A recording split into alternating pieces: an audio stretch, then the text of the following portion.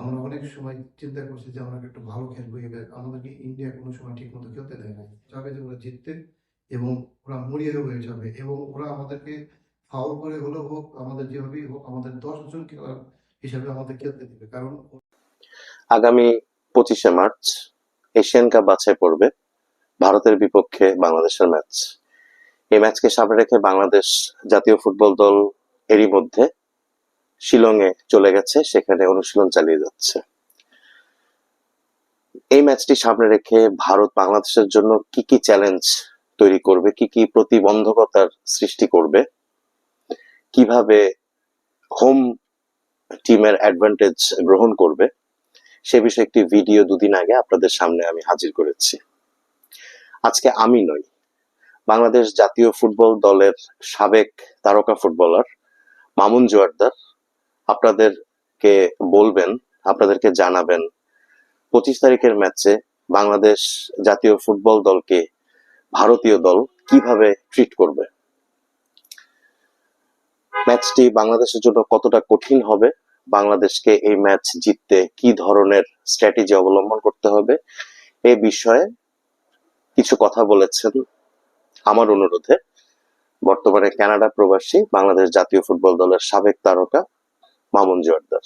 মামুন জোয়ারদার ভারতের বিপক্ষে একাধিক ম্যাচ খেলেছেন। তিনি বাংলাদেশ ফুটবলের অন্যতম বড় নাম ছিলেন। আবাহনী মহামেডানে অনেকদিন খেলেছেন, মুক্তিযোদ্ধায় খেলেছেন, জাতীয় দলে দীর্ঘদিন খেলেছেন এবং 90-এর দশকের অন্যতম দ্রুতগতি সম্পন্ন উইঙ্গার হিসেবে তিনি পরিচিত ছিলেন। আপনারা জেনে থাকবেন 1995 সালে মিয়ানমারে বাংলাদেশ জাতীয় দল 4 জাতি টুর্নামেন্ট জিতেছিল, ফাইনালে মিয়ানমারকে হারিয়ে, এবং সেটি ছিল বাংলাদেশ জাতীয় ফুটবল দলের প্রথম আন্তর্জাতিক ট্রফি।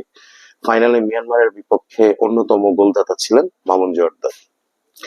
তাহলে মামুন জোয়ারদারের মুখ থেকেই শুনুন 25শে মার্চের ম্যাচে ভারত বাংলাদেশের জন্য কি ধরনের চ্যালেঞ্জের পসরা সাজিয়ে রেখেছে। আসসালামু আলাইকুম, আমি মামুন জোয়ারদার, জাতীয় দলের সাবেক ফুটবলার। আবাহনী মহামেডানের আমি যোদ্ধা টিমে খেলেছি এবং আমি ছোট টিমেও খেলছি, অনেক টিমে খেলার পরে বাংলাদেশ ন্যাশনাল টিমে ফুটবল খেলছি।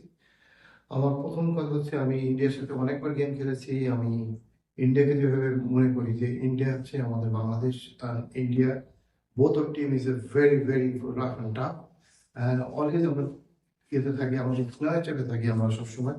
এবং আমাদের বাংলাদেশ টিম, আমরা বাংলাদেশের সাথে যতবারই ইন্ডিয়ার সাথে খেলা হয়েছে ততদিনই ইন্ডিয়ার সাথে বাংলাদেশের ম্যাচ আমরা অনেক সময় চিন্তা করছি যে আমরা একটু ভালো খেলবো, এবার আমাদেরকে ইন্ডিয়া কোনো সময় ঠিক মতো খেলতে দেয় না। কারণটা হচ্ছে ইন্ডিয়া আমাদেরকে অনেক হার্ড টাইম দেয়। এই হার্ড টাইমটা আমি নিজেও জানি, আমি সাব গেমস দুটোই খেলেছি, দুটোতেই আমি বুঝতে পেরেছি যে ইন্ডিয়া আমাদেরকে কিভাবে করবে। আর সব থেকে বড় কথা হচ্ছে যে বাংলাদেশ টিম যত ভালোই হোক না কেন, ওরা চাবে যে ওরা জিততে এবং ওরা মরিয়া হয়ে যাবে এবং ওরা আমাদেরকে ফাউল করে হলেও হোক, আমাদের যেভাবেই হোক, আমাদের 10 জন খেলার হিসাবে আমাদের খেলতে দিবে। কারণ ওরা চেষ্টা করবে যে লাল কার্ড যদি পেয়ে যায় বাংলাদেশ টিমে কেউ, তাহলে 10 জন প্লেয়ার নিয়ে খেলবে, তখন ওরা জিতে যাবে। এজন্য বলেছি সবাই যেন সতর্ক থাকে এবং আমাদেরকে অনেক অনেক হার্ড টাইম দেবে ইন্ডিয়া টিম, এবং এটা আমি মনে করি। এবং আরেকটি ব্যাপার হচ্ছে আমাদের এখন হামজা এসছে বাংলাদেশ টিমে খেলতে।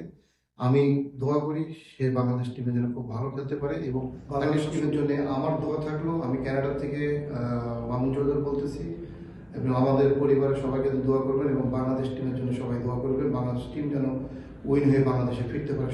সবার জাতীয় দলের সব প্লেয়ারের আমার শুভেচ্ছা এবং দোয়া রইল।